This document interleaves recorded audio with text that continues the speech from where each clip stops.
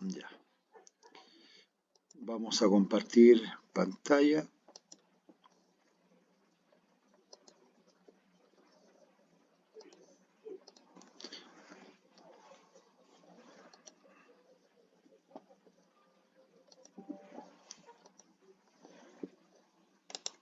Bien. ¿Se ve ahí la diapositiva, hermanos? Sí, profe. Ya. Bueno, este es uno de los libros más, digamos así, difíciles de interpretar porque hay diferentes posturas, hay diferentes formas de interpretarlos. Vamos a ver que hay como 4 escuelas de pensamiento que presentan mucho, algunos presentan los eventos como ya hechos, los eventos del Apocalipsis como ya eventos que ya fueron realizados, otros los presentan como eventos que estamos a la mitad de ese cumplimiento, y otros los presentan como eventos que tienen que venir en el futuro, y otros sencillamente no creen en el Apocalipsis. Así que vamos a ver nosotros que hay varias posturas, vamos a verla. Al principio, a lo mejor esta clase, es muy probable que esta clase, según el tiempo, vamos a ver todo lo que es una parte introductoria. A lo mejor al final de la clase, si es que nos da el tiempo, vamos a entrar al libro mismo, pero hay toda una introducción al libro acerca de la persona del Señor y el mensaje que el Señor entrega, y un poco ver también lo que tiene que ver con eh, lo que tiene que ver con cómo se relaciona, por ejemplo, la escritura con el Apocalipsis, cómo se relaciona Jesucristo con el Apocalipsis, cómo se relaciona el Espíritu Santo, la iglesia, etcétera, etcétera. Entonces, toda esa va a ser la parte introductoria. Eh, Como siempre vamos a hacer lo mismo que hacemos en las otras materias, van a haber 2 cuestionarios y un tercer cuestionario que va a ser el examen. Ahí estoy analizando si va a ser un examen o va a ser algún otro tipo de trabajo, hermanos. Todavía no tengo claro. Siempre uno ve de acuerdo al curso, de acuerdo a la persona, si se puede hacer algo distinto. Pero en principio van a ser 2 cuestionarios. Esto es, como siempre digo, es para que lean el texto de estudio. Por supuesto que aparte de la Biblia, pues eso no hay que ni mencionarlo, creo yo, porque si estamos estudiando la Biblia tenemos que leer la Biblia. Eso es, como dicen por ahí, de pelogrullo. Es básico, elemental, leer la palabra del Señor. Entonces, estoy intentando grabar la clase, tengo un problema así para poder mandarla, así que ahí voy a ver si puedo mandarle la clase grabada también para que vaya quedando ahí un archivo también de recuerdo. Entonces empecemos a hablar del Apocalipsis. Eh, Canonicidad, autor y título.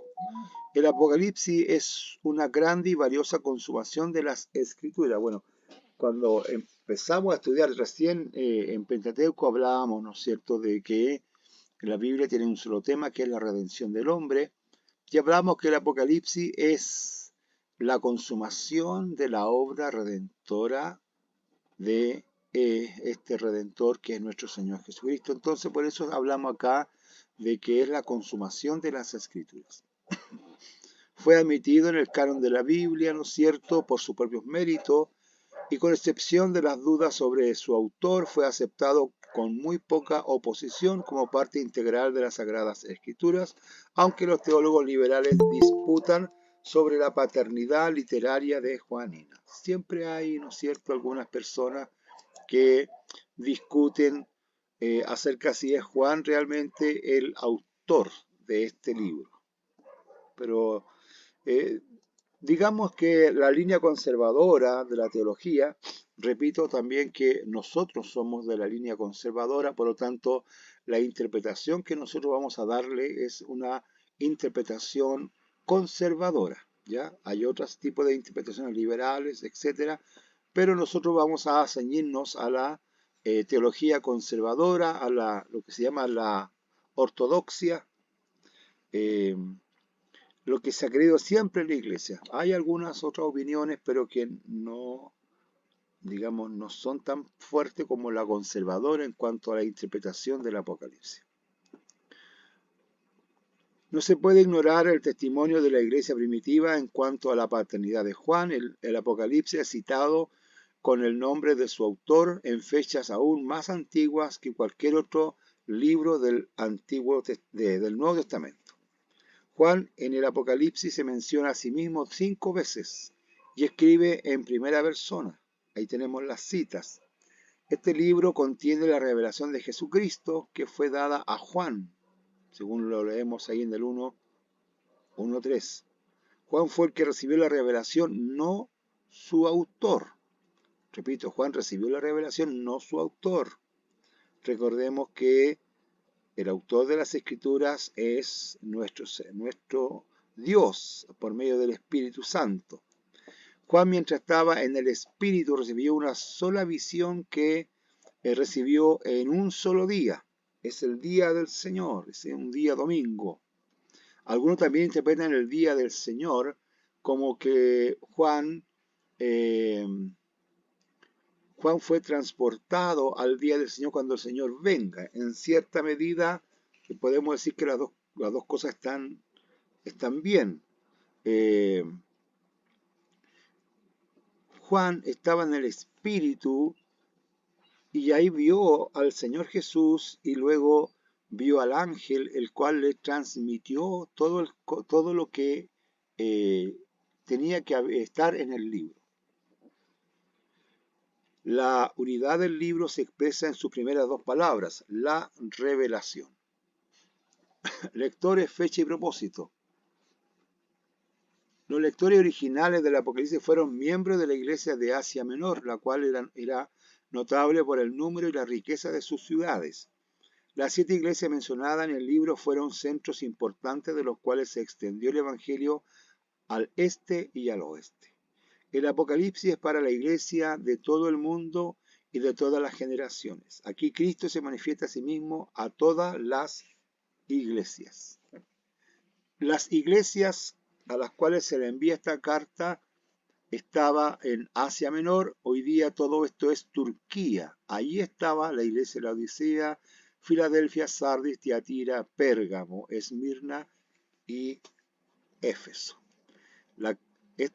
Esta carta, esta epístola fue escrita o fue enviada a estas iglesias. Vamos a ver después el tema de la simbología, por qué 7 iglesias.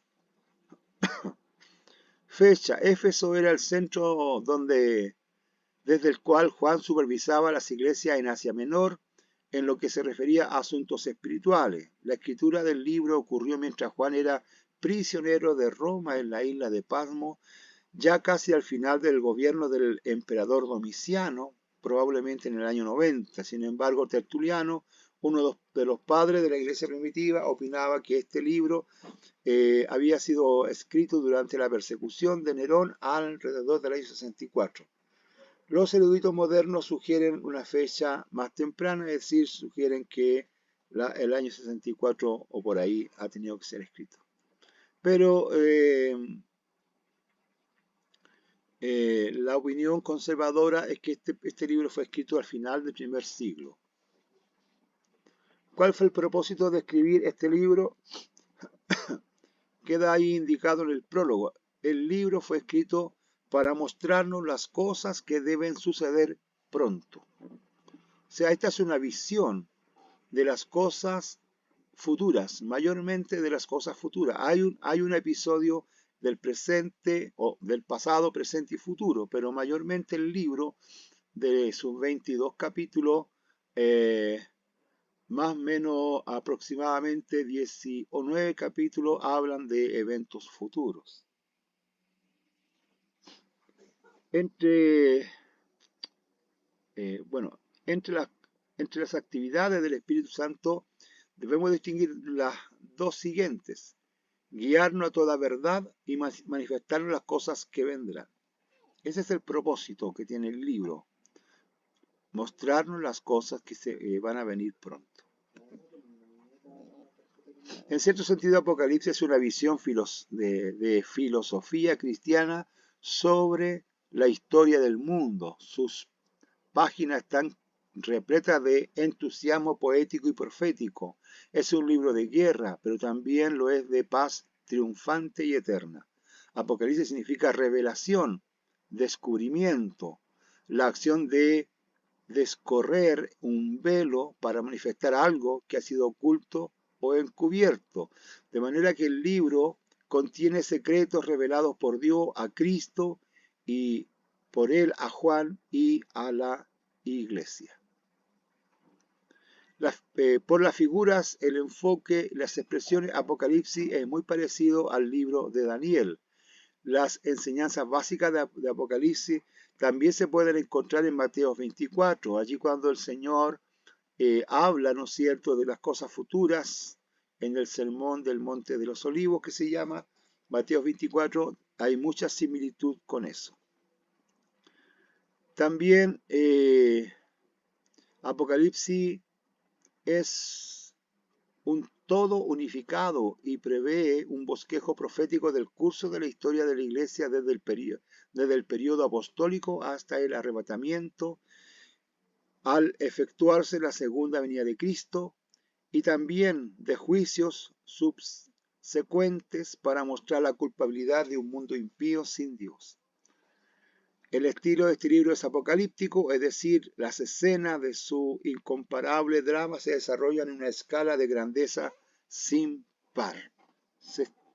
El estilo apocalíptico es este estilo medio exagerado, ¿no es cierto?, donde se presentan monstruos, se presentan batallas apoteósicas, todo en grande, todo es mostrado de forma majestuosa. La tierra se estremece bajo el impacto de la batalla y bajo los golpes de los juicios de Dios. Aquí nosotros vamos a encontrar tres grupos de juicios. El juicio de los sellos, el juicio de las trompetas y el juicio de las copas. Son tres secuencias de juicios. Cada vez los juicios van a ir siendo más devastadores. Son expuestos a la vista los horrores interminables del abismo y los goces eternales de los cielos. El orden de los acontecimientos es como sigue. La presente dispensación, este libro es dispensacionalista, es decir, cree en las diferentes dispensaciones. La presente dispensación terminará con una apostasía. La presente dispensación es la dispensación de la iglesia. Bueno, hay varias más, la dispensación adámica, la dispensación de Noé, la dispensación de la ley, la dispensación de la gracia, y ahora estamos acá también, que esta dispensación de la gracia va a terminar con una gran apostasía y un periodo de tribulación sin precedente. El hombre de pecado se manifestará, este es el anticristo, asumirá la supremacía política y reclamará adoración y homenaje religioso.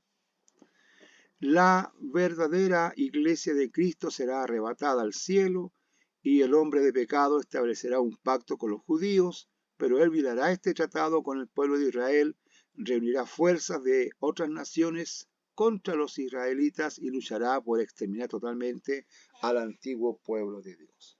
Entonces aquí vemos nosotros que va a haber la presencia del anticristo. La posición conservadora dice que la iglesia no pasa por la gran tribulación, sino que es arrebatada al cielo, en donde disfrutaremos de las bodas del Cordero, del tribunal de Cristo, y luego de esos 7 años volveremos con Cristo a gobernar esta tierra en lo que se llama el milenio, lo que la Biblia explica como milenio. Y luego del milenio, el juicio del trono blanco, y ahí, después del juicio del trono blanco, empieza la eternidad.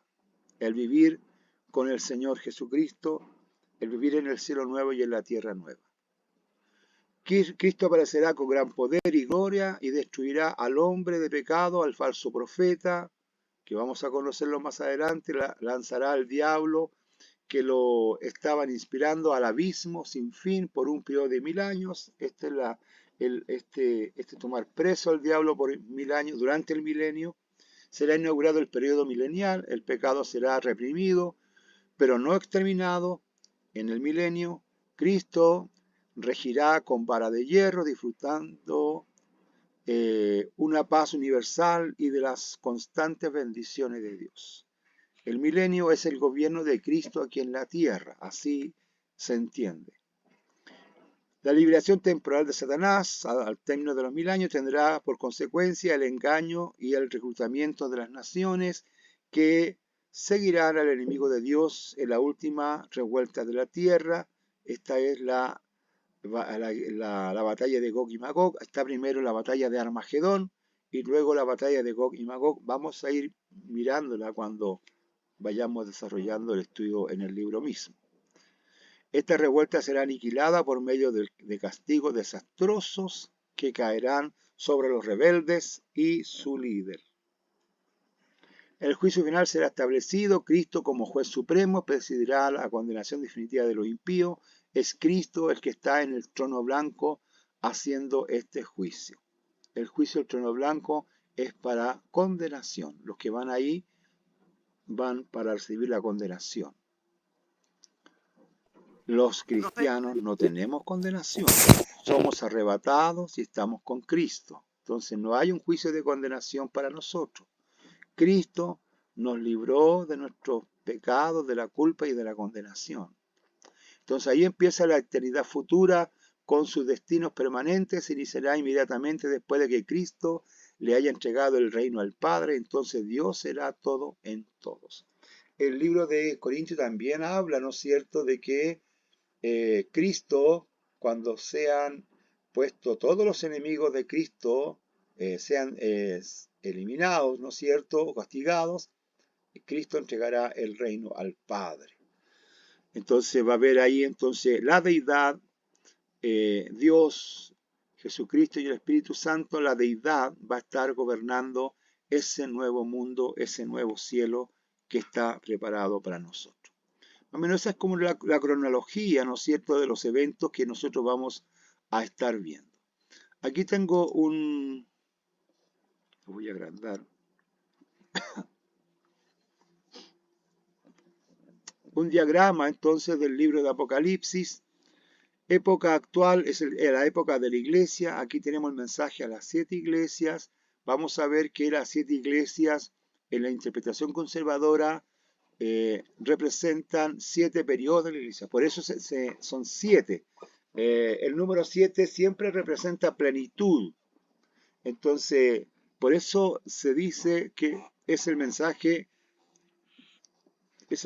a la iglesia. La iglesia siempre ha tenido periodos de bonanza, de persecución, de decaimiento, etc. Vamos a ver los periodos de la iglesia a través de las 7 cartas a estas 7 iglesias.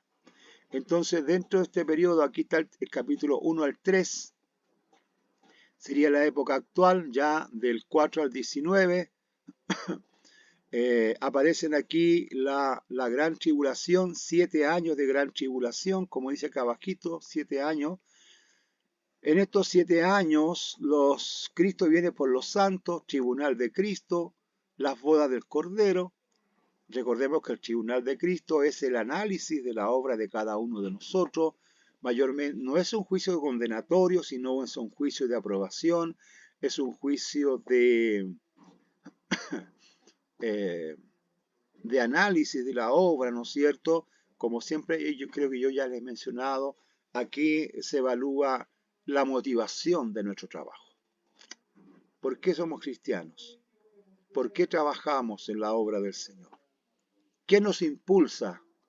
Porque pueden haber malas motivaciones, como, repito lo que he dicho antes, el reconocimiento público. A veces nos gusta que nos aplaudan por lo que hacemos, o por ganar plata, o por alguna otra intención, hermanos, Mucha gente trabaja en la iglesia no por los motivos adecuados. ¿Cuál sería el motivo adecuado? El amor a Dios y el amor a los perdidos, el amor a la iglesia. Esos son los motivos adecuados para trabajar en la obra de Dios. Así que si usted sabe, conoce de alguna persona que está trabajando por otros motivos, déjeme decirle que está en un terrible error, y si tiene usted esos pensamientos de que se le retribuya por lo que hace en la obra de Dios, eso va a ser pasado por fuego y esas obras se van a quemar. Eso pasa en el tribunal de Cristo. Eso pasa en el cielo, ¿no es cierto? El tribunal de Cristo, boda del Cordero, viene el periodo de la tribulación, vienen los 7 sellos, que son juicios, como dije yo, vienen las 7 trompetas, otros sellos más. Podemos decir que la gran tribulación se divide en 2 periodos. El primer periodo es cuando, como decíamos, el anticristo hace un pacto con Israel de no agresión, y después ya en los 3 años y medio viene, digamos, la persecución a Israel y a todo lo que sea cristiano, ¿ya? Y acá entonces, en esta mitad la mitad de los 3 años y medio, vienen los juicios de las 7 trompetas y de las 7 copas. Como le decía, estos juicios van en progresión, cada vez son más terribles. Entonces, al término de estos 7 años de gran tribulación en la tierra, la iglesia está en el cielo, Cristo viene con los santos, y ahí empieza el milenio. Satanás es colocado preso en el abismo, en un abismo, una cárcel, un lugar donde no puede salir. Empieza el milenio, Cristo reina 1000 años en la tierra. Eso es lo que nos enseña la Biblia. Cristo reina 1000 años en la tierra. Al término de los 1000 años se inicia el juicio del gran trono blanco. Como les decía, en este juicio no van los creyentes, van los no creyentes de todas las edades, junto a todos los malvados de todas las edades también, y ahí es decretada sentencia sobre ellos. La sentencia es una separación total de Dios en un lugar de sufrimiento que se llama el lago de fuego. Un lugar entonces de tormento, llamado el lago de fuego y azufre. Y ahí entonces, una vez que termina o sucede este juicio del trono blanco, empieza el estado eterno, en donde hay un cielo nuevo y una tierra nueva. Ahora, todos estos sucesos están puestos aquí en forma cronológica en este diagrama, pero recordemos, amados hermanos, que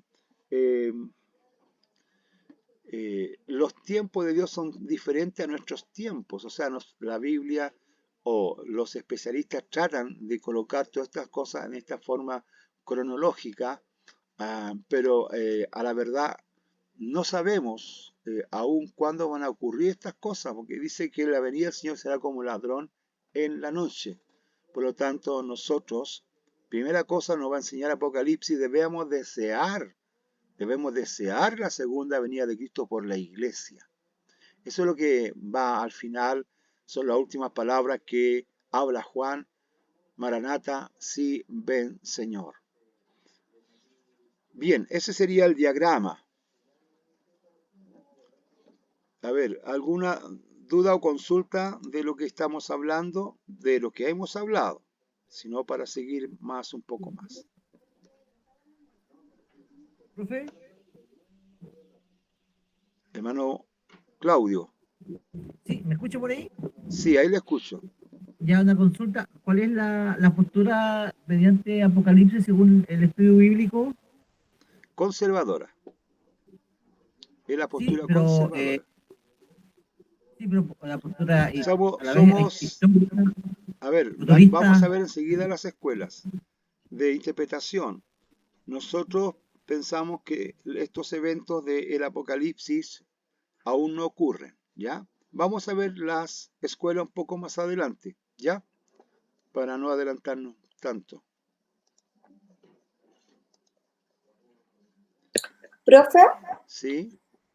cuando usted habla del tribunal de Cristo, como el juicio de aprobación, eso hace referencia a lo que escuchamos como el momento en que le van a entregar sus perlitas como a la corona y cosas así. Claro, ¿Cómo es esa sí, referencia? sí, pero eso de la perlita y de la corona es una experiencia personal de alguien. En la Biblia no se nos menciona coronas con perlas. No hay coronas con perlas. No es que yo tenga la tremenda corona para arriba porque gané 100.000 almas, 10.000 almas. No existe eso en la Biblia.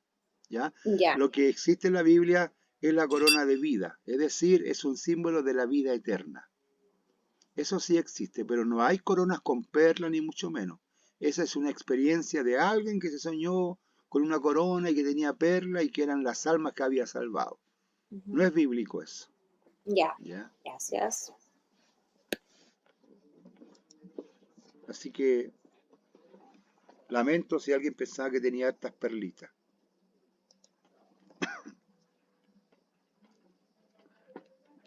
Empecemos a ver algunas características entonces del libro de Apocalipsis. Veamos primero algunas palabras claves, algunos pasajes centrales. Por ejemplo, una palabra clave en Apocalipsis es la palabra juicio. Apocalipsis es un libro que está repleto de juicios. Vamos a ver que hay hartos juicios que empiezan en la casa de Dios y continúan hasta que los impíos son de vida y definitivamente castigados. Las palabras juez y juicio aparecen 15 veces en Apocalipsis. La palabra profecía, esta palabra se usa 7 veces en Apocalipsis, demostrando que el contenido del libro es dedicado al futuro, más bien que al pasado histórico. La palabra testigo aparece en Apocalipsis. Este término se usa 6 veces, 4 veces como testigo y 2 veces como mártir. Recordemos que testigo significa un testigo es un mártir. Estas dos palabras son traducidas de la misma palabra griega, testigo y mártir.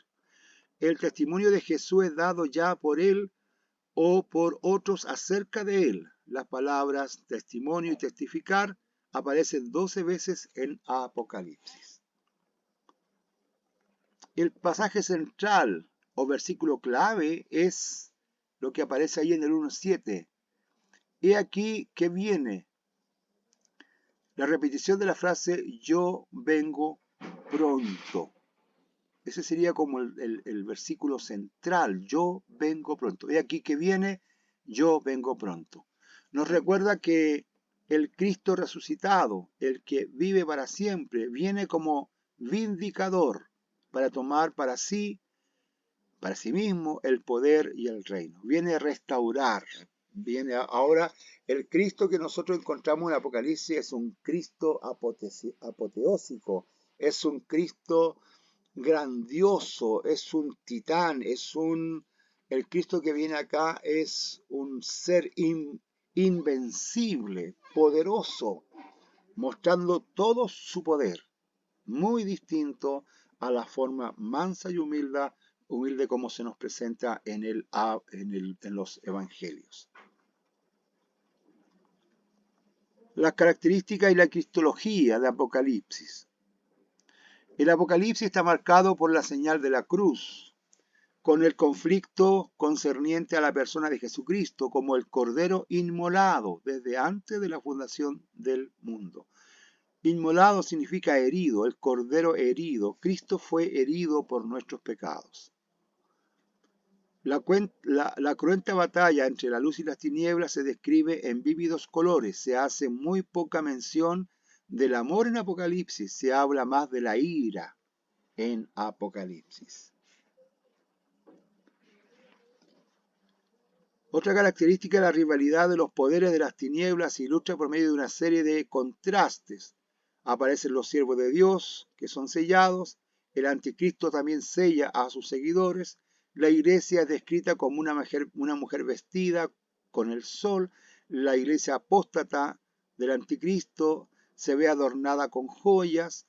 El cordero fue inmolado y volvió a vivir. La bestia recibe una herida mortal, pero vuelve a la vida. Jehová será adorado, el anticristo reclama adoración, Cristo tiene testigos verdaderos, el anticristo tiene su falso profeta. Entonces aquí vemos una serie de contrastes que se van a dar en el libro de Apocalipsis. Aquí aparece nuestro Señor con varios nombres. Jesucristo, Jesús, Señor Jesucristo, o sea, Señor Jesús, Señor Jesucristo, Cristo, el Cristo de Dios, el Cordero, el Rey de Reyes, el fiel y verdadero, la palabra de Dios, el nombre desconocido, la raíz y linaje de David, la estrella de la mañana. Todos estos son nombres que recibe nuestro Señor Jesucristo en este libro de Apocalipsis. Su persona gloriosa se le atribuye atributo y nombre divino a Jesús, en quien mora toda plenitud de Dios. Por ejemplo, Él es divino y humano, es poseedor de las dos naturalezas. A esto se llama la unión hipostática, dos naturalezas en una sola persona. Él es el primero y el último, y todo lo demás. Él es la palabra viva de Dios. Él es el que escudriña los corazones. Él es el anciano de días.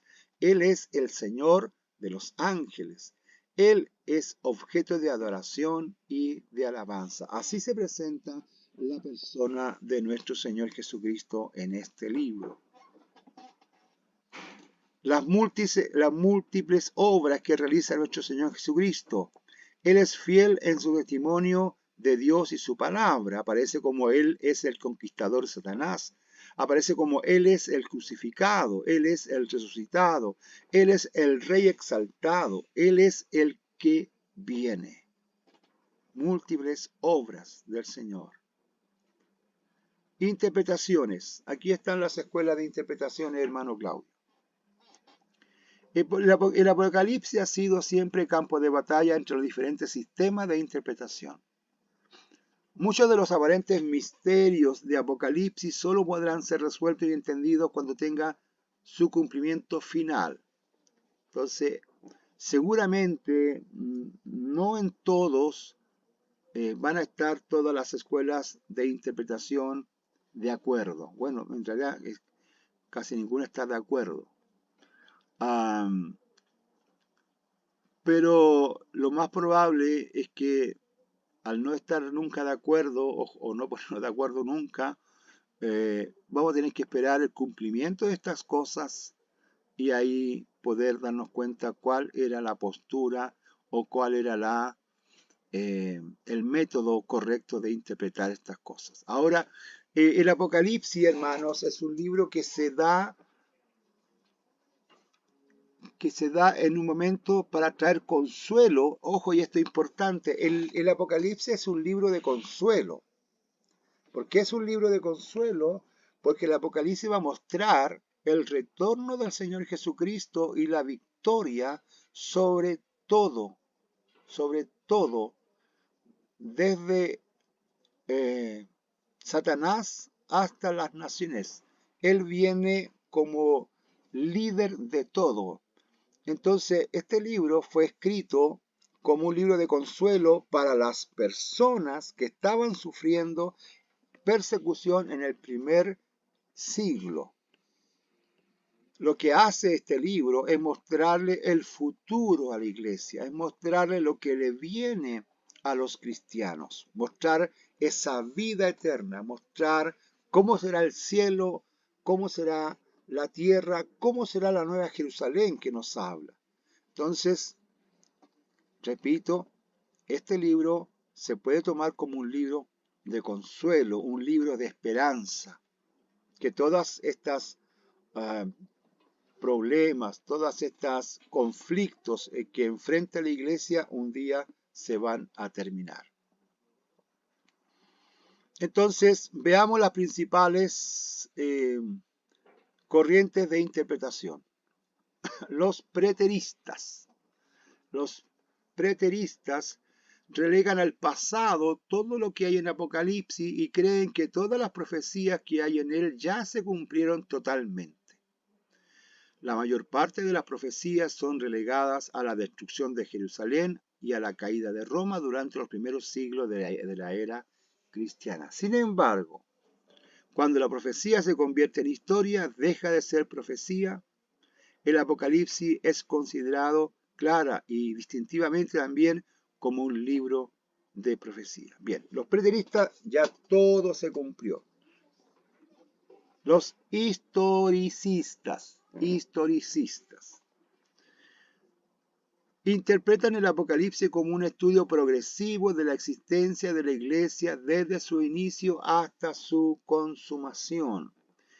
Los que sostienen este punto de vista histórico continuo aseguran que las profecías se han cumplido parcialmente, pero que hay en ellas algo que todavía no se ha cumplido. Algunas de estas, ellos llaman, se están cumpliendo ante nuestros ojos. Entonces los historicistas dicen que ya se cumplió parte del Apocalipsis, pero hay cosas que todavía están por cumplirse. Los futuristas. Hay dos grupos de futuristas. Los simples futuristas, quienes enseñan que los 3 primeros capítulos del libro ya se cumplieron, es decir, lo que tiene que ver con el mensaje a las 7 iglesias, ya se cumplió, pero que el resto se refiere al aparecimiento futuro de Cristo, es decir, están esperando la segunda venida del Señor. Los futuristas extremos, quienes consideran que todo el Apocalipsis se refiere a la segunda venida del Señor y que los 3 primeros capítulos son una predicción referente a los judíos después de la primera resurrección. Entonces, hay futuristas extremos que dicen que todo está todavía por cumplirse. Los futuristas simples, los 3 primeros capítulos de Apocalipsis están cumplidos o cumpliéndose. Los tribulacionistas. Algunos tribulacionistas creen que la iglesia no será arrebatada al final de lo que se describe en el capítulo 3, sino que se quedará sobre la tierra durante los primeros 3 años y medio de la tribulación y no será raptada sino hasta cuando suene la 7ª trompeta. Los defensores de esta interpretación enseñan que debemos seguir a la iglesia a través de los sellos y las trompetas. La iglesia visible debe pasar por toda la tribulación, pero la invisible deberá ser arrebatada antes de que empiece la segunda mitad de la tribulación, que será un periodo de juicios y castigos terribles que se derramarán sobre los pecadores de la tierra. Entonces, los tribulacionistas, la iglesia también pasa por la gran tribulación. Otros tribulacionistas creen que la iglesia pasará por toda la tribulación. O sea, hay algunos tribulacionistas que dicen que la iglesia pasa por la mitad de la tribulación, los 3 primeros años, los 3 años y medio primeros. Otros dicen que la iglesia pasa por toda la tribulación. Ahí hay una diferencia en esa escuela. Sin embargo, puesto que los sellos, las trompetas y las copas están relacionadas a los juicios venideros y se aplican solamente a judíos y gentiles, en realidad la iglesia no puede estar sobre la tierra después del Apocalipsis 3, capítulo 3, porque la iglesia no está sujeta a juicio. Apocalipsis 3:10. Echémosle una miradita al tiro a estos versículos.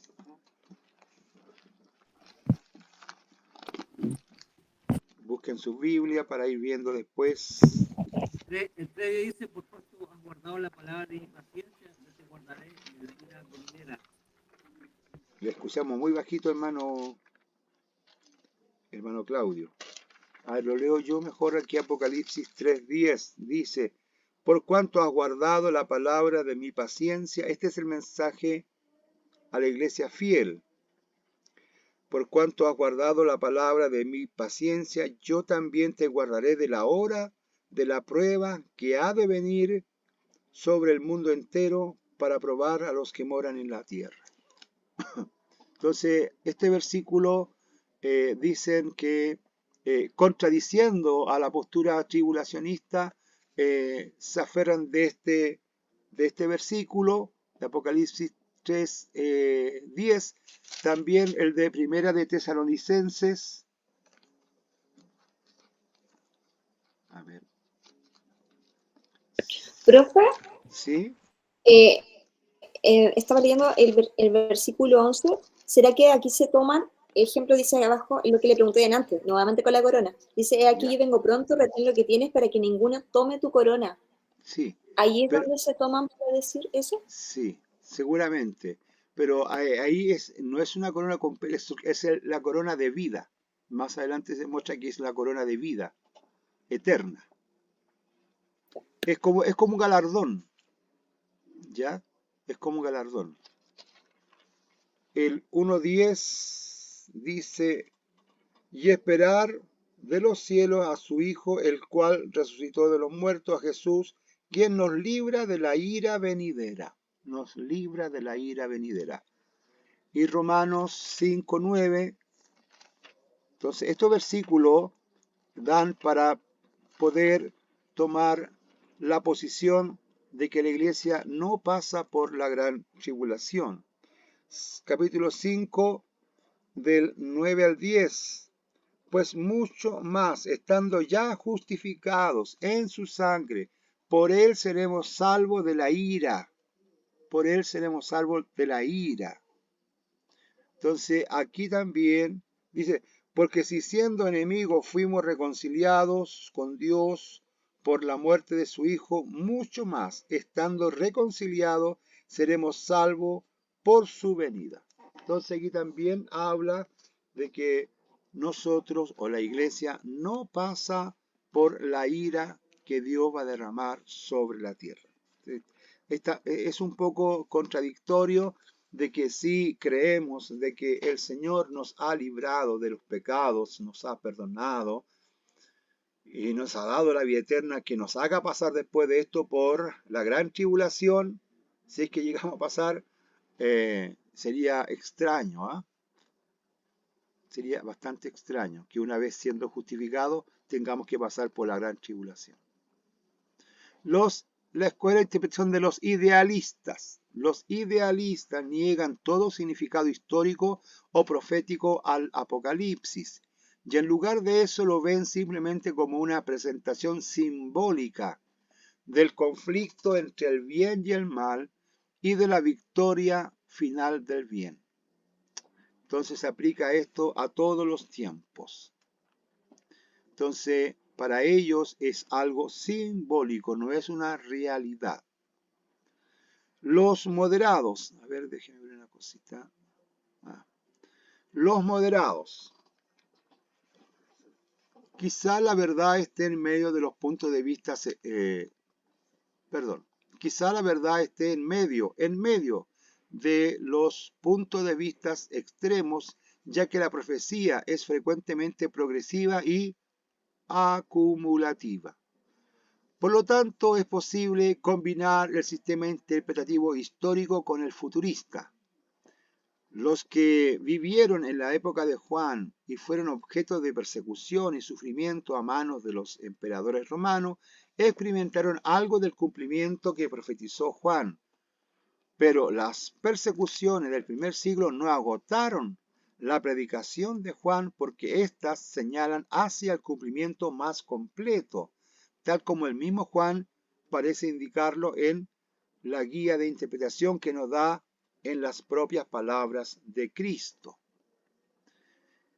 Porque dice, escribe las cosas que son, refiriéndose a la visión gloriosa que tuvo Juan, que se describe en el capítulo 1. Después dice que también escribe las cosas que has visto.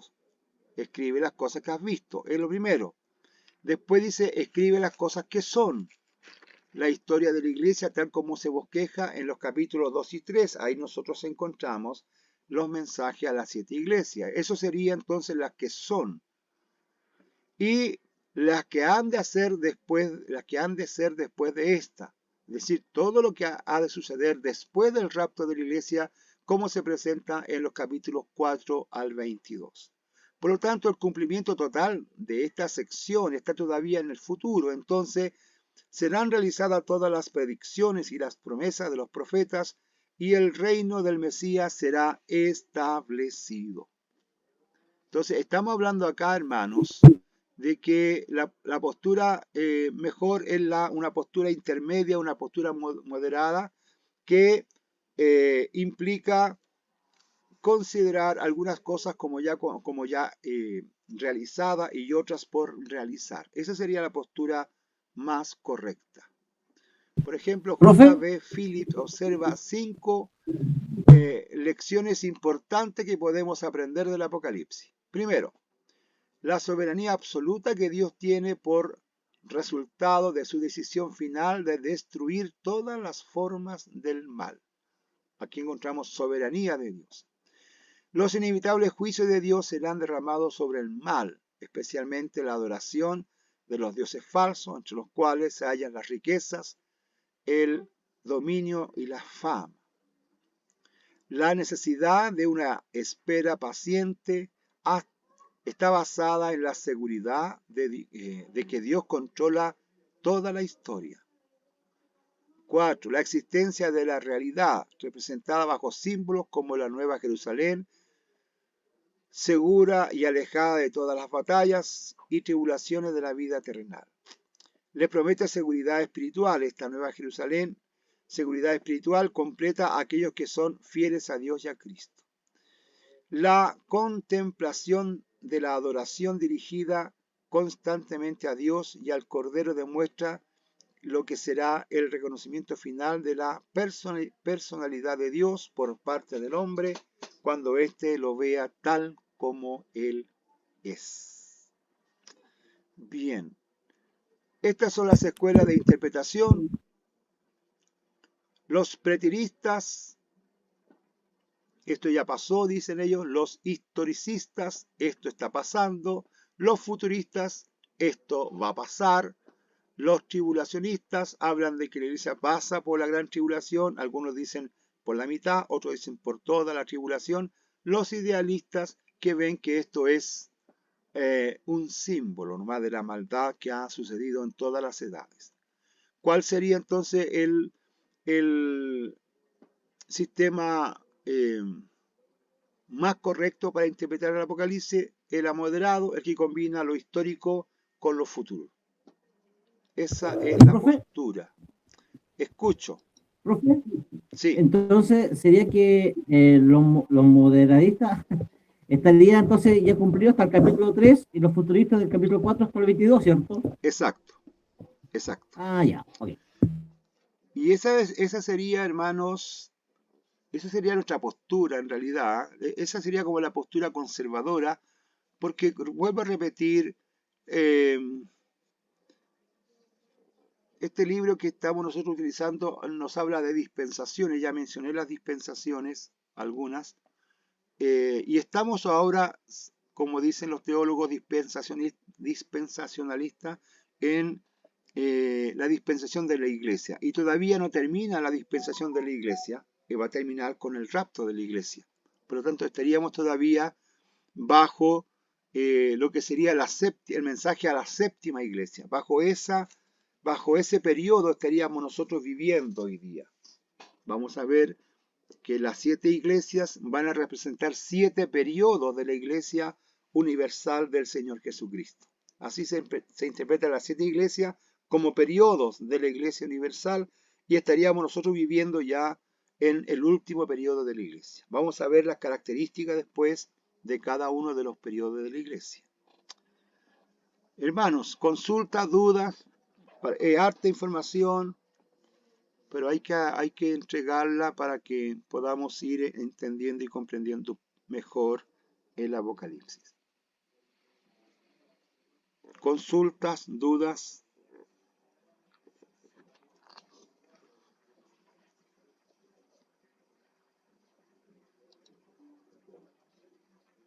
Bien, vamos a continuar. Veamos ahora personajes y escenas del Apocalipsis. Todo esto está en su libro, ¿ah? Todo está en su libro. El número 7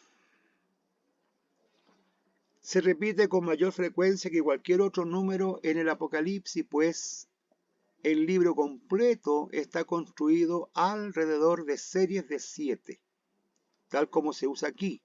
El número 7 es rico en significado y representa la plenitud. Acuérdense de eso. El número 7 representa la plenitud. Este número ocupa un lugar muy importante en toda la Biblia y a menudo sugiere perfección espiritual. Apocalipsis 1:4, Juan a las 7 iglesias. El 19 escribe las cosas que has visto y las cosas que son y las que...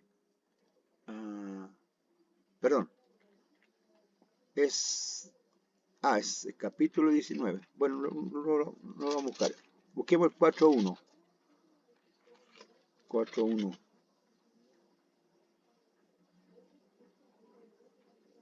No, está mal la cita. Está mal la cita, porque si es el 1:19, tengo mal puesta la cita. Sí. Es el 20. 1:20, el misterio de las 7 estrellas. Ahí aparece. O sea, el número 7 aparece en varias oportunidades, hermanos, en nuestras Biblias. Aparece en varias oportunidades. Y como les digo yo, o como dice el texto de estudio, nos muestra perfección, nos muestra plenitud.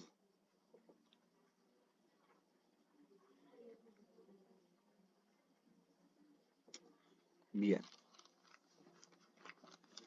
El libro está estampado con el número 7 que se repite 45 veces. Aparece el número 7 en el Apocalipsis, lo cual sugiere que su estructura se compone de una serie de 7. La palabra hebrea de la cual viene la palabra 7 tiene una raíz que significa estar completo, estar satisfecho, tener suficiente. Eso significa Apocalipsis. La primera vez que aparece el número 7 en la escritura es en un pacto, e hicieron ambos pactos, y el pacto estaba basado sobre 7 corderas. Fue la idea de la perfección de un vínculo la que hizo que se usara la misma palabra para hablar de un voto y para mencionar el número 7. Aparece también con el número 7 los 7 espíritus. Yo tengo una anécdota. La primera vez que yo leí esta palabra, en mis años mozo, era muchacho, salí aquí los 7 espíritus y me puse a buscar por la Biblia cuáles eran los 7 espíritus de Dios, porque hablaba de 7 espíritus. Entonces dije, ¿cuáles eran los 7? Y empecé a buscar los 7 espíritus, pero no encontré los 7 espíritus. Sin lugar a dudas, el Apocalipsis es uno de los más fascinantes y valiosos de los libros de la Biblia, ya que en él Juan pudo divisar el transcurso del tiempo y revelar el programa divino de las edades. Si bien hay muchas cosas que nosotros podemos entender, no podremos tener un conocimiento completo del libro hasta que los sucesos futuros esbozados en él tengan su cumplimiento total.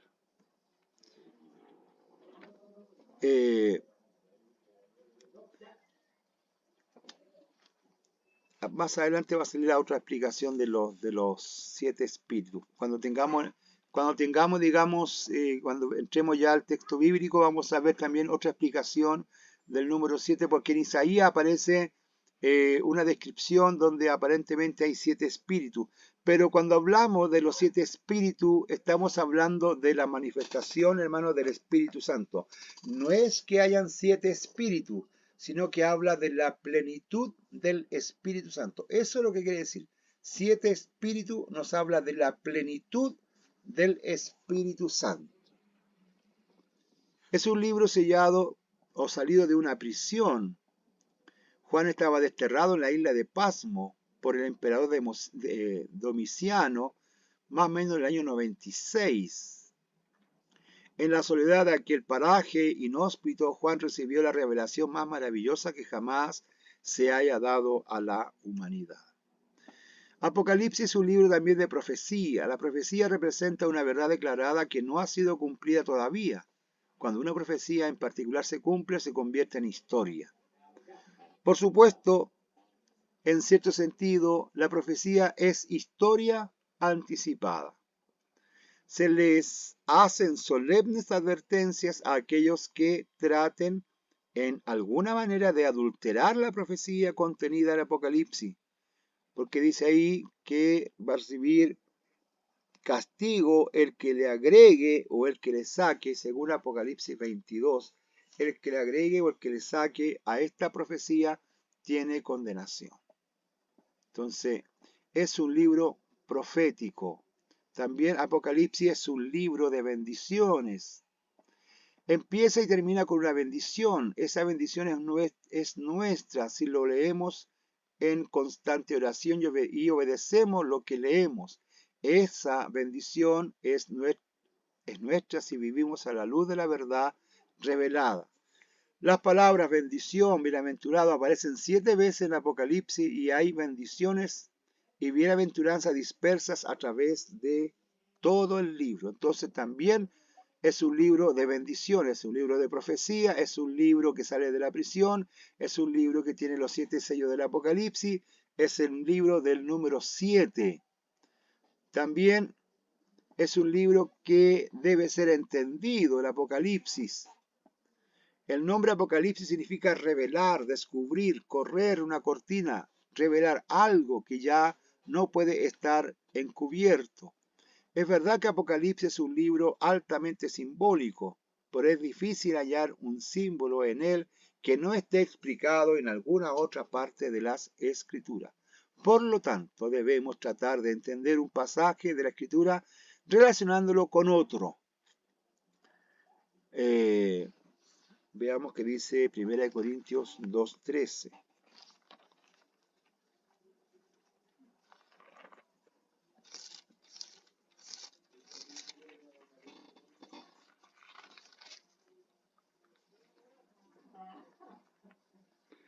Lo cual también hablamos no con palabras enseñadas por sabiduría humana, sino con las que enseña el Espíritu, acomodando lo espiritual a lo espiritual.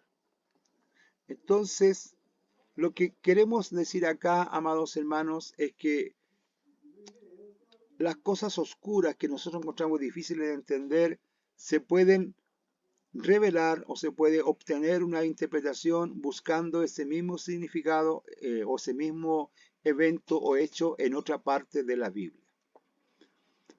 El Apocalipsis contiene 300 alusiones a otras partes de la Biblia. Por lo tanto, no debiera ser tan oscuro o tan difícil de entenderlo. Es un libro de esperanza. La desesperación actual cuelga como una nube negra sobre las aspiraciones de los hombres. Con el despliegue actual de las fuerzas revolucionarias somos testigos del suicidio de la civilización.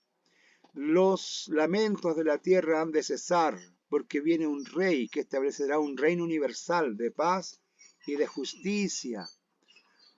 Este maravilloso libro, donde podemos respirar el aire tranquilo de la victoria decisiva del bien sobre las fuerzas del mal.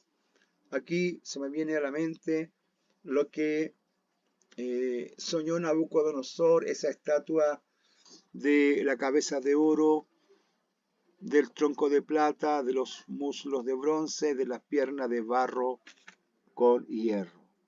Y que sale una piedra y destruye a la estatua. Eso simboliza y además dice que de esa piedra sale un reino eterno.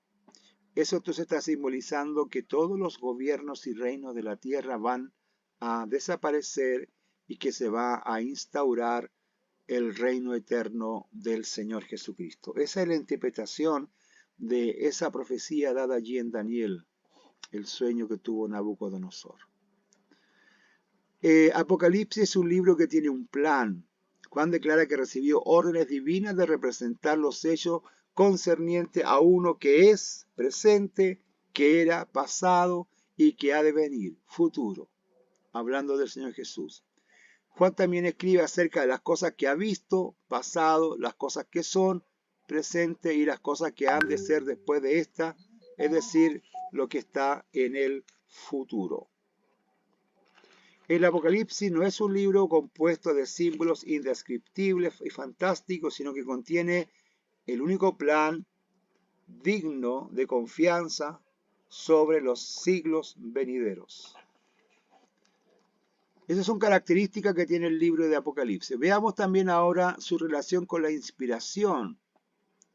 Si bien es cierto que Jesús no dejó un mensaje escrito directamente por él y que el mismo Espíritu Santo nunca compuso directamente una epístola, sin embargo, Cristo como el Espíritu Santo inspiraron a los profetas y a los apóstoles para que presentaran las verdades que aquellos querían que la iglesia y el mundo conocieran.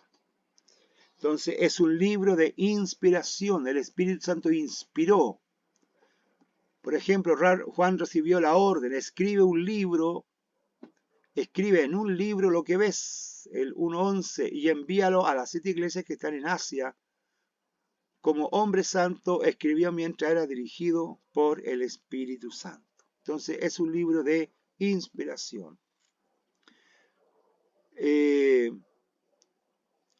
Es imperativo tomar nota de los verbos de experiencia usados aquí y en varias partes del libro. Lo que ves, escribe lo que ves y envíalo. Lo que ves, frases como yo oí, yo vi, yo miré y yo presencié abundan en las páginas de Apocalipsis y a la vez indican la verdadera experiencia de Juan. Las visiones que él puso por escrito no fueron producto de su propia imaginación, sino revelaciones de la persona y de los sucesos que el Espíritu Santo le dijo. Entonces es un libro totalmente de inspiración. El secreto de las revelaciones simbólicas que recibió Juan se halla en una repetida frase. En el Espíritu o yo estaba en el Espíritu implica un control sobrenatural de todas las facultades humanas por el Espíritu Santo. Juan estaba bajo el control del Espíritu Santo. Se encontraba fuera de toda conciencia de espacio, sentido y tiempo y transportado a otro estado de la existencia que no era visible para los demás. Entonces todo eso nos habla de la inspiración del Espíritu Santo. Fue uno de esos periodos de reflexión espiritual, un día del Señor, un día domingo, cuando se halló transportado por el Espíritu a lugares celestiales. Sus poderes naturales eran suspendidos mientras se encontraban controlados por el Espíritu Santo. Esta transposición del ser humano a otro mundo también fue experimentada por otros santos en la Biblia, los cuales también recibieron visiones y revelaciones procedentes de un poder sobrenatural distinto de sus propias facultades mentales. Bueno, recordemos, Pablo dice que él fue al tercer cielo, por ejemplo. Ahí tenemos otra forma de la inspiración del Espíritu Santo, en donde todas las facultades humanas cesaron y el Espíritu era el que estaba conectado con el Espíritu Santo. El Espíritu del hombre conectado con el Espíritu Santo. Todo lo que Juan vio mientras se encontraba en aquel estado estático tenía autoridad divina, de ahí el frecuente uso de la expresión estas palabras son fieles y verdaderas. Después, escribe lo que ves. Juan tenía que escribir lo que estaba experimentando, dirigido por el Espíritu Santo. Se nos amonesta a guardar estas cosas que él recibió y escribió. Y escribe y envía lo que ves. El apóstol obedeció la voz divina y le dio a las iglesias de su tiempo esta preciosa revelación, con la promesa de que una bendición divina vendrá sobre todo aquel que lea el libro sagrado y obedezca sus instrucciones. Claro, ahí hay una bendición divina porque nos está mostrando lo que viene, lo que va a pasar en el futuro. Eso es lo que tiene que ver el Apocalipsis con la inspiración, con el Espíritu Santo, cuando el Espíritu Santo inspira a las personas. Ahora veamos el Espíritu Santo y su relación con la profecía. Bueno, todos sabemos que el Espíritu Santo se identifica particularmente con la profecía. El Apocalipsis está estampado con el sello de la profecía porque esta palabra aparece 7 veces en sus páginas. 7 veces. En el mismo orden de escribir, Juan recibió instrucciones para bosquejar las principales divisiones de la revelación que había recibido. Se le dice ahí, escribe lo que has visto, las cosas que son, las cosas que han de ser después de esta. Entonces, las cosas pasadas se refieren a la visión de pasmos de Cristo glorificado, de su persona y su posición. Ahí se le aparece Cristo como un coloso, aparece un Cristo glorificado. Esas son las cosas pasadas. Las cosas presentes se refieren a la historia de la iglesia, desde el día del Pentecostés hasta el rapto.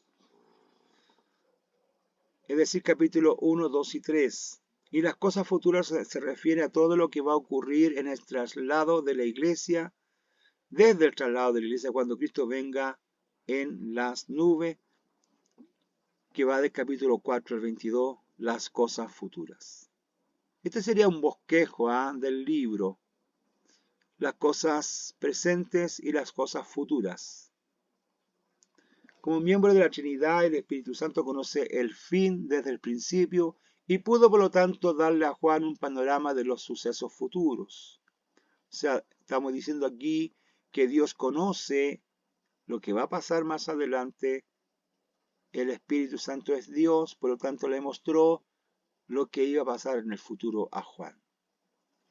Aquí tenemos una profecía práctica en la cual el pueblo del Señor es exhortado a permanecer fiel por medio de las visiones simbólicas de la derrota final de todo lo malo. ¿Ve? Es lo que yo les decía al principio, hermanos. Este libro es un libro de consolación para que podamos pensar nosotros, podamos pensar que aunque estamos sufriendo penalidades, tribulaciones en este mundo, la palabra de Dios nos muestra un futuro glorioso. Entonces, es un libro de esperanza, de ánimo, de fuerza. Apocalipsis y su relación con la plenitud. Una frase que asombra mucho. Los 7 espíritus aparece 4 veces en Apocalipsis. Esta es la cita. Esto indica la plenitud del poder del espíritu y también de la diversidad de sus actividades. No hay 7 espíritus santos, sino uno solo. Un solo espíritu, según Efesios 4:4. Aquí está lo que yo le decía de Isaías. 7 es el número de la perfección y el Espíritu Santo reúne en sí mismo todos los atributos de la deidad. Él es el Espíritu de la unción y como tal imparte sus dones séptuplos, posee un poder séptuplo y derrama su séptuple gracia. El Espíritu Santo estaba en la profecía, en el profeta Isaías, cuando él se sintió impulsado a testificar de antemano que cuando Cristo volviera como rey, el Espíritu reposaría sobre él, capacitándolo para ejercer su función gubernamental en una forma séptuple. Eso es lo que dice Isaías 11, 2 al 5. Dice que el Mesías tendrá el Espíritu de Jehová, el Espíritu de sabiduría, el Espíritu de entendimiento, el Espíritu de consejero, el Espíritu de poder, el Espíritu de conocimiento y con temor de Jehová. Entonces, eso es lo más cercano a decir los 7 espíritus, lo que aparece ahí. Pero aquí, en este caso, son atributos, son cualidades que tiene el Mesías en su segunda venida. Entonces el pasaje de Isaías 11, 2, 5 es un pasaje mesiánico. Profe, ¿Sí? mire, aquí, entonces, ¿cómo se interpreta aquí el capítulo 4, versículo 5, que dice, y del trono salían relámpagos y truenos y voces, y delante del trono ardían 7 lámparas de fuego, los cuales son los 7 espíritus de Dios? Las 7 lámparas, ahí está diciendo clarito, las 7 lámparas es un simbolismo del Espíritu de Dios. El número 7 es plenitud, por lo tanto hay que entender 7 lámparas, los 7 espíritus, como la plenitud del Espíritu Santo, no que son 7 espíritus. Eso es lo que estamos tratando de enseñar. En Zacarías leemos sobre la opresión gubernamental del Espíritu, que a través de su séptuple ministerio hará que la tierra se regocije, dice. La frase apocalíptica los 7 espíritus es, por lo tanto, otra manera de expresar la plenitud, la perfección y los diversos atributos del Espíritu Santo, que es uno, y quien debe ejercer su diversificada acción de gobierno bajo la autoridad del trono de Dios. Entonces, amados hermanos, amadas hermanas, plenitud, estamos hablando del número 7 de la plenitud del Espíritu Santo. No hay 7 espíritus, hay un solo espíritu. Y acá se describe como 7 copas o como 7 espíritus. Habla de la plenitud del Espíritu Santo. O podemos decir, en palabras sencillas, habla del Espíritu Santo. Hablemos del Apocalipsis y su relación con la Trinidad. ¿Qué pasa con la Trinidad en Apocalipsis? La tercera persona de la Trinidad divina es igual, coexistente, coeterna con el Padre y con el Hijo. Estamos hablando del Espíritu Santo. 3 en 1, bendita Trinidad, dice el autor. Por ser Dios, el Espíritu posee todos los atributos divinos, algunos de los cuales son puestos de relieve en Apocalipsis. Por ejemplo, divinidad.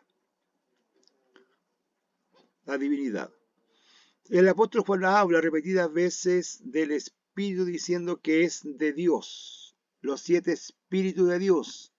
El apóstol también asocia al Espíritu con el Cordero inmolado y descendió en el Pentecostés como el Espíritu de Cristo. Era el don prometido tanto por el Padre como por el Hijo y era igual a los dos en substancia.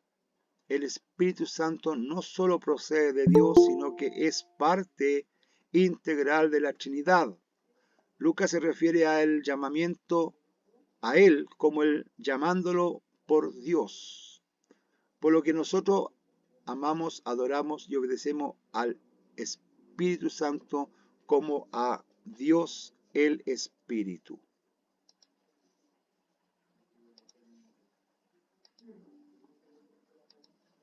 Entonces, estamos hablando de el Espíritu Santo, perdón, la Trinidad en el Espíritu Santo. Estamos hablando aquí del Espíritu Santo.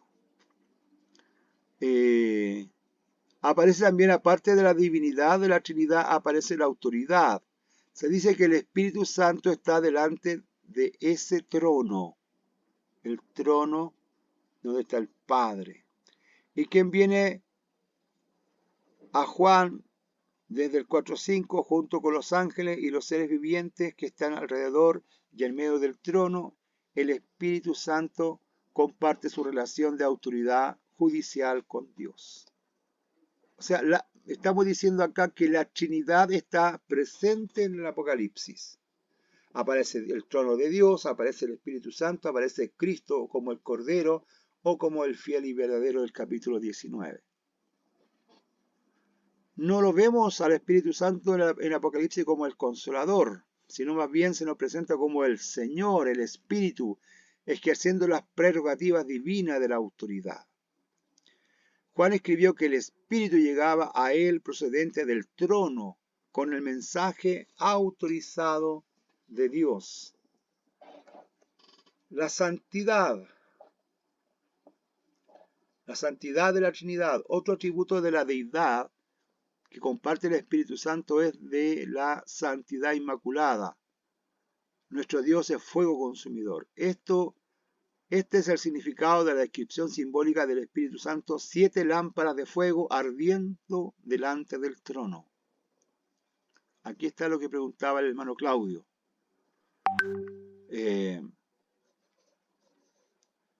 Déjeme ahí. Voy a leer de nuevo. Cuando dice que nuestro Dios es fuego consumidor y por lo tanto no puede tolerar ninguna cosa ajena a su autoridad 3 veces santa. ¿Cómo podría Él soportar algo contrario a su propio ser? Ocurre lo mismo con el Espíritu, quien es uno con el Padre y con el Hijo en su aborrecimiento del pecado. Este es el significado entonces de la descripción simbólica del Espíritu como 7 lámparas de fuego ardiendo delante del trono. Entonces nos habla de la santidad del Espíritu.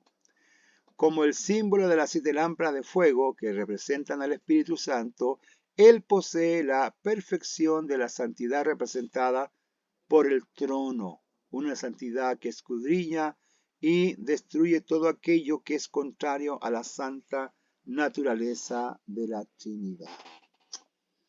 La omnipresencia, o sea, la omnisciencia de esta deidad, de esta Trinidad. En latín, omni significa todo y scientia, conocimiento.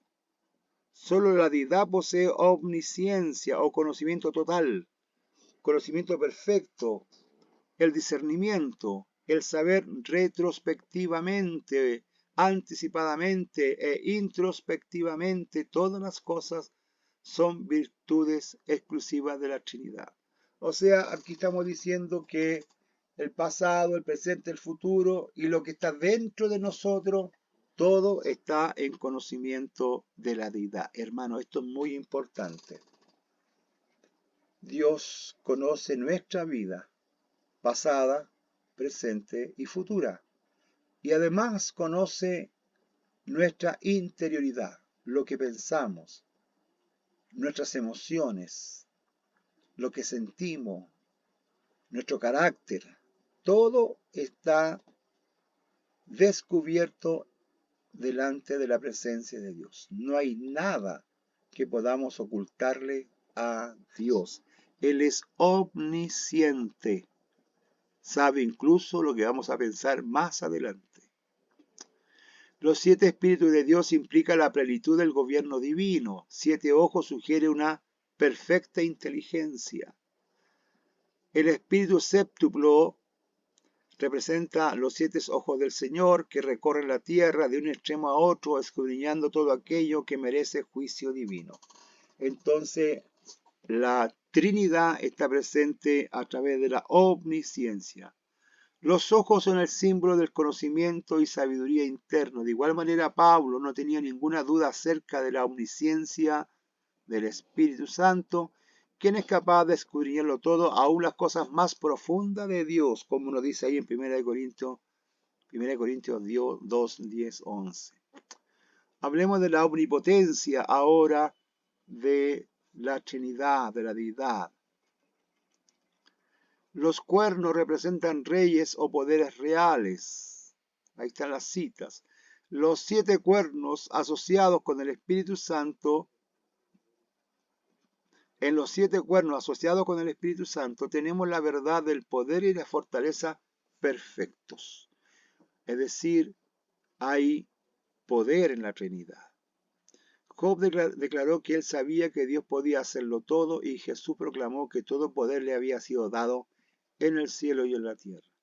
El libro de los Hechos es elocuente en cuanto a la omnipotencia del Espíritu Santo, y en Apocalipsis, donde se destaca su autoridad judicial, el Espíritu aparece investido con la perfección del poder para aplicar cada edicto divino pronunciado en contra de los poderes aparentemente grandes de la tierra.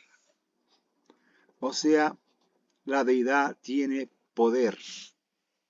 Y también la deidad, la Trinidad, tiene omnipresencia, capacidad de poder estar en todo lugar al mismo tiempo. Eso es omnipresencia. Dios está en todas partes. Entonces, los 7 ojos con los cuales el Espíritu transita la tierra de un extremo hasta el otro, nos traen hasta otra frase usada por Juan, los 7 Espíritus de Dios enviados por toda la tierra.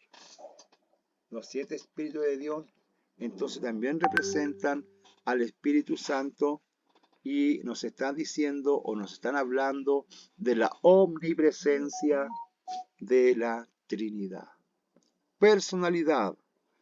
Casi todas las referencias que se hacen al Espíritu Santo en Apocalipsis tienen que ver con lo que Él dice. Por ejemplo, frases como, el Espíritu dice a las iglesias, sí, dice el Espíritu, o el Espíritu y la esposa dicen. Ven, que el Espíritu no es una mera influencia o una emanación de Dios se prueba por el hecho de que puede hablar, expresa o específicamente, como lo declara Pablo en 1 Timoteo 4:1, la articulación de mensajes solo es posible donde hay personalidad, puesto que el Espíritu Santo posee todos los verdaderos elementos de la personalidad. Entonces, la deidad es una persona, el Espíritu Santo es una persona. Veamos al Espíritu Santo y su relación con la iglesia. A ver, déjeme ver una cosita. 32.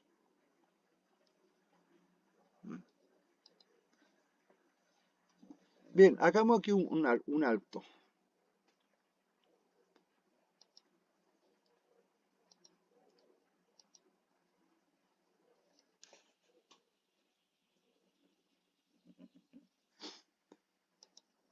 Hermanos, ¿qué le ha parecido lo que hasta aquí hemos hablado acerca del Espíritu Santo?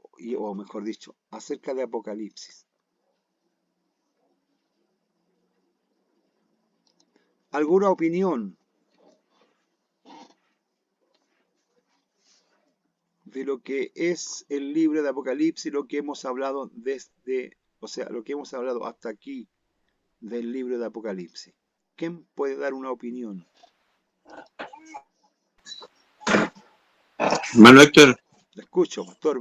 primero me disculpa porque anduve trabajando No se preocupe. y recién acabo de llegar. Sí. Pero ¿sabe qué? Venía pensando porque uno de los libros que más quiero aprender es el libro de Apocalipsis. Ya. Y la verdad que no, como no estuve de la clase, no entendí mucho. Ya. Solamente quería decirle eso. O sea, Ya. uno entiende lo básico nomás, Claro. pero profundizando no entiendo. Ya, no se preocupe, estoy grabando la clase, voy a ver la forma de enviar, Ya. no he encontrado la forma de enviar la clase, entonces ahí estoy un poquito estancado, pero vamos a encontrar la manera. ¿Alguien más que quiera dar una opinión Gracias, profe. sobre el libro de Apocalipsis? Yo, profe, ¿Ya? lo encuentro, bueno, creo que tenía yo un error ahí respecto a los 7 espíritus de Dios. Y lo bueno es que lo vamos a estudiar en profundidad. Entonces, Claro. eso es lo interesante porque nos sacamos de estas dudas y a la vez también vamos aprendiendo para que algún momento no publiquemos erróneamente. No le escuché bien, hermano, que decía de un error. ¿Qué es lo que era el error? No, con respecto a los 7 espíritus que yo pensaba que era diferente a lo que usted explicó. Ah, ya. No, pues ahora vamos a aprender. Estamos hablando de eso, de que los 7 espíritus habla de la plenitud del Espíritu Santo. Es un solo espíritu. ¿Alguien más quiere dar alguna opinión?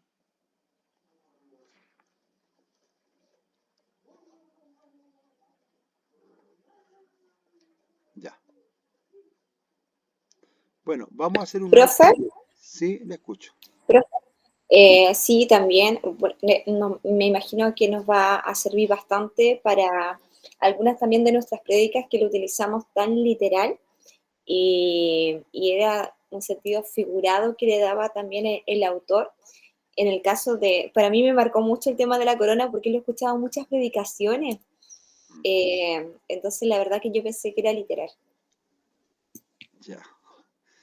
No, no hay corona, no hay perlas. En ninguna parte de la Biblia habla de una corona con perlas. Está la corona de vida. Nos dará una corona. Es un símbolo de la vida eterna. Bien, vamos a hacer un alto, 15 minutos, y regresamos después con la segunda parte de la clase, ¿ya? Descansemos un ratito. No hay corona. No, no hay corona.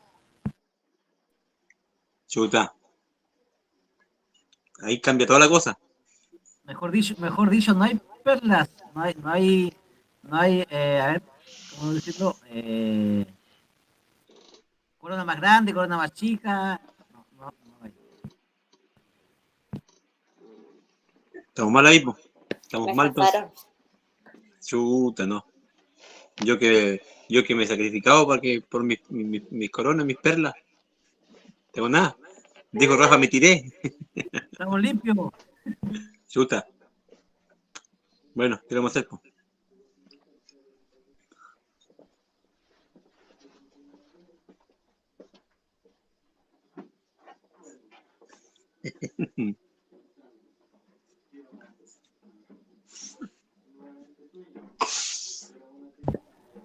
Hola, María José.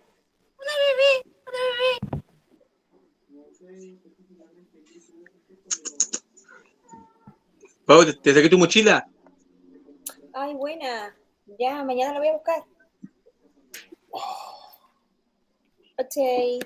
A descansar.